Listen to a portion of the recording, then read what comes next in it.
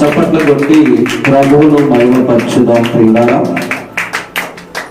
హల్లెలూయా, హల్లెలూయా, హల్లెలూయా.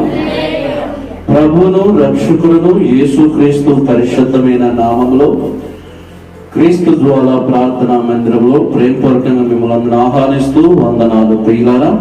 హల్లెలూయా. ఈ ఆదివారం ఉదయకాల సమయంలో ఇంతవరకు పాటలు పాడిన మనం, ప్రార్థన చేసిన మనం, ఆరాధన చేసిన మనం దైవ వాక్యంలోకి వెళ్ళేటప్పుడు జాగ్రత్తగా దేవుడు వాక్యాన్ని మీరు వినాలి ప్రియులారా. మీ యొక్క ఫోన్లు కూడా స్విచ్ ఆఫ్ చేసుకోవడం చాలా మంచిది. ఎందుకంటే దేవుడు వాక్యాన్ని వినేటప్పుడు జాగ్రత్తగా వింటేనే మనకు అర్థమైంది. జాగ్రత్తగా వాక్యం మీద మనసు పెడితేనే మనకు వాక్యం అర్థమైంది. ప్రియులారా, దగ్గరకు వచ్చిన మనం దేవుని వాక్యాన్ని మనం వినేవారుగా ఉండాలి. దేవుడి దగ్గరకు వస్తున్న మనం దేవుని మహిమపరచువారుగా ఉండాలి. ఎలా ఆరాధన చేస్తున్నామో, ఎలా పాటలు పాడుతున్నామో, ఎలా సప్పట్లు కొడుతున్నామో, ఎలా కంజరాలు కొడుతున్నామో, ఎలా రమ్ము కొడుతున్నామో, ఏ ఉద్దేశపూర్వకంగా ప్రభువును మహిమపరచడానికి ఆయన సన్నిధికి మనం వచ్చినో మనం గ్రహించాలి, మనం ఆలోచన చేయాలి ప్రియులారా. ఈరోజు దేవుడి యొక్క వాక్యాన్ని ఒక్కసారి జ్ఞాపకం చేసుకుందాం ప్రియులారా. 95వ కీర్తన 7వ వాక్యం. 95వ కీర్తన 7వ వచనం. రండి నమస్కారం చేసి సాగిలపడదాము. చాలు ప్రియులారా, రండి నమస్కారం చేసి సాగిల పడదాం. ప్రియులారా, రండి అని పిలుస్తున్నాడు. మీరు రండి అని దేవుడు కబురు చేస్తున్నాడు.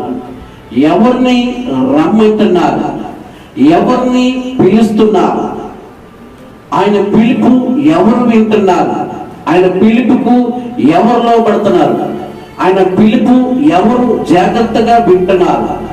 ఆ పిలుపుకు ఎవరు విధేయత కలిగి ఉంటున్నారు అన్నది మనం జ్ఞాపకం చేసుకుంటే, రాండి అంటున్నారంటే ఎవరిని రమ్మంటున్నారంటే ప్రియులారా, సమాజంలో సొసైటీలో అనేకమైన పనుల్లో, అనేకమైన విషయాల్లో, అనేకమైన కార్యాలలో అలసి సొలసిపోయిన ప్రజలని దేవుడు పిలుస్తున్నాడు. పాపానికి జీవిస్తున్న వ్యక్తులను దేవుడు పిలుస్తున్నాడు. మనశ్శాంతి లేని వారిని దేవుడు పిలుస్తున్నాడు. మనసుకు నెమ్మది లేని వారిని పిలుస్తున్నాడు. ఈరోజు దేవుడు రండి అంటున్నాడంటే ఎవరిని రమ్మంటున్నాడంటే ప్రతి ఒక్కరిని పిలుస్తున్నాడు. ఆయన ప్రతి ఒక్కరిని ఆహ్వానిస్తున్నాడు. ప్రతి ఒక్కరిని ప్రేమిస్తున్నాడు. ప్రతి ఒక్కరు కూడా ఆయన ఎందుకు పిలుస్తున్నాడంటే నిన్ను ప్రేమించి ఆయన పిలుస్తున్నాడు. ఈరోజు రాండి అని అంటున్నాడంటే ప్రియులారా, దేవుడు మనల్ని పిలుస్తున్నాడంటే మనం చాలా ధన్యులము. ఒక కులానో, ఒక మతానో, ఒక ప్రాంతానో, ఒక వర్గానో కాదు ప్రియులారా, సర్వలోకంలో ఉన్న సర్వ ప్రజలని దేవుడు ప్రేమించి పిలుస్తున్నాడు. ఈరోజు ఎంతమంది ఆ పిలుపుకు విని వస్తున్నాం? దేవుడు ఎందుకు పిలుస్తున్నాడంటే దానికి కారణం ఉంది. దేవుడు ఒక వ్యక్తిని పిలుస్తున్నాడంటే, దేవుడు ఒక కుటుంబాన్ని పిలుస్తున్నాడంటే, దేవుడు ఒక యవనస్తురాలను పిలుస్తున్నాడంటే, దేవుడు ఒక యవనస్తుని పిలుస్తున్నాడంటే దానికి కారణం ఉంది. దేవుడు కారణం లేని ఎవరిని పిలువడు. ఎందుకంటే ప్రియులారా, సమాజంలో సొసైటీలో మన పనుల వల్ల, మన యొక్క చేస్తున్న యొక్క వృత్తి వల్ల, అనేకమైన బాధ్యతల పట్ల వల్ల చాలా మందిని నలిగిపోతున్నారు, చాలా మందిని కుంగిపోతున్నారు, చాలా మందికి నెమ్మది లేదు, చాలా మందికి మనశ్శాంతి లేదు, అన్నము తిన్నా ఆకలి తీరట్లేదు పిల్లరా, కంటిగా నిద్రపోయినా నిద్ర రావట్లేదు పిల్లరా. ఎందుకంటే మనసులో అనేకమైన సమస్యలు, మనసులో అనేకమైన బాధలు, మనసులో అనేకమైన కష్టాలు, మనసులో అనేకమైన అవమానాలు, మనసు మనసులో అనేకమైన ఒత్తిడులు ఈ మైండ్ మీదకు పడగల ఆ మనిషి ఏమైపోతున్నాడంటే మనశ్శాంతి లేకుండా అయిపోతున్నాడు. ఆ మనిషికి నెమ్మది లేకుండా అయిపోతున్నారు. ఆ మనిషికి ప్రశాంతత లేకుండా అయిపోతున్నారు. ఆ మనిషికి శాంతి అనేది లేకుండా అయిపోతుంది ప్రియులారా. కారణం ఏంటంటే మనిషి ప్రియులారా ఈ రోజు ప్రియులారా దేనికో ఒక దానికి బానిసైపోయాడు.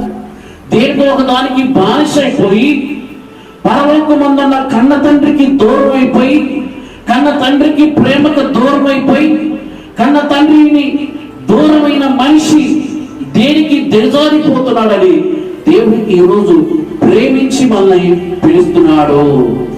రాండి అంటున్నాడంటే పిల్లరా ఈరోజు ప్రతి ఒక్కరిని పిలుస్తున్నాడు ఆయన. ఆయన ఎందుకు పిలుస్తున్నాడంటే పిల్లరా మనకి సమాధానాన్ని ఇవ్వటానికి, మనకి నెమ్మదిని ఇవ్వటానికి, సమాధానం ఇవ్వటానికే దేవుడు మనల్ని పిలుస్తున్నాడు.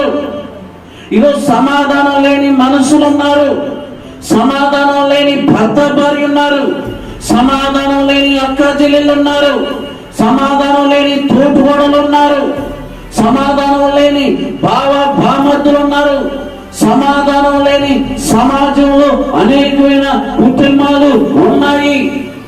వారికి సమాధానం ఎక్కడ దొరికింది? కిరాణా కొట్లో దొరకదు, షాపింగ్ మాల్లో దొరకదు, బట్టల షాప్ లో దొరకదు, బంగార షాప్ లో దొరకదు, పార్కులో దొరకదు, సినిమాల్లో దొరకదు, బీర్ షాపుల ముందు కూర్చుంటే దొరకదు. నీకు సమాధానం ఇయ్యగలిగిన వంటి వాడే ఈరోజు నిన్ను పిలుస్తున్నాడు. చెప్పడం నిజంగా ఆయన పిలుపును వింటే, ఆ పిలుపును లోపడితే, ఆ పిలుపుని హృదయంలోకి సేకరిస్తే ఈరోజు దేవుడు చెప్తున్న మాట, మై బ్రదర్ సిస్టర్స్, నీకు సమాధానాన్ని ఇస్తా. ఈరోజు ఎంతమంది సమాధానం లేని కుటుంబాలు ఉన్నాయి. ఈరోజు సమాధానం కోసం ఎదుగులాడే వాళ్ళు ఎంతమంది లేరు. ఏ వ్యక్తిని కదిలించినా, ఏ యవనస్తుని కదిలించినా, ఏ యవన బిడ్డని కదిలించినా, వృద్ధాప్యలో ఉన్న తండ్రిని కదిలించినా, వృద్ధాప్యలో ఉన్న తల్లిని కదిలించినా వారి నోటి వచ్చే మాట ఏందో తెలుసా? నాకు సమాధానం లేదు, సమాధానం నాకు లేదు. ఎందుకంటే కరువు అయిపోయింది. ఏంటికు కరువు అయిపోయింది? సమాధానానికి ఎందుకు సమాధానం లేకుండా అయిపోయిందంటే ప్రియులారా ఈరోజు కేవలం లోకంలో మనం పడిపోవటం వల్ల, పాపములో పడిపోవటం వల్ల, తొందరపాటు నిర్ణయం తీసుకోవటం వల్ల, తొందరగా మనం వాటికి ఆకర్షించబడటం ద్వారా ఈరోజు పిల్లల ఒక్కొక్క మనిషి ఒక్కొక్క దానికి బానిస అయిపోయాడు. ఒక తల్లి నాకు ఫోన్ చేసి చెప్తుంది, అయ్యా నా భర్త నాకు సమాధానమే లేదు. ఎక్కడి నుంచి ఫోన్ చేసింది తెలుసా? కడప జిల్లా నుంచి ఫోన్ చేసింది ఆ తల్లి. కడప జిల్లా నుంచి ఫోన్ చేసి యూట్యూబ్ లో మన వాక్యం విని ఫోన్ చేసి చెబుతుంది, అయ్యా నాకు నా భర్తకు సమాధానం లేదు.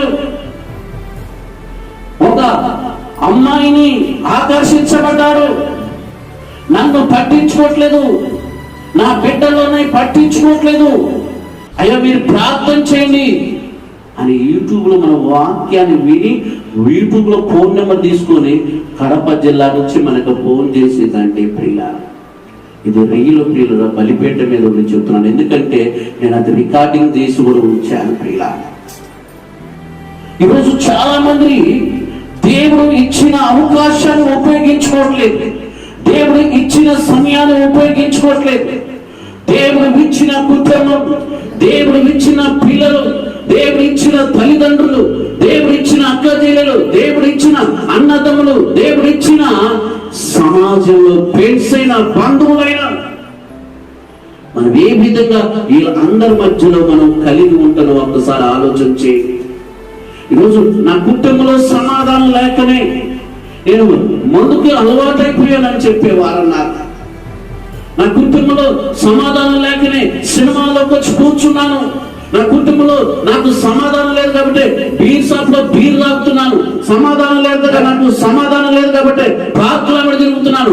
సమాధానం లేకపోతే నా జీవితాన్ని నేను వ్యర్థంగా చేసుకున్నాను. ఈరోజు ఎంతమందిని చెప్పట్లేదు.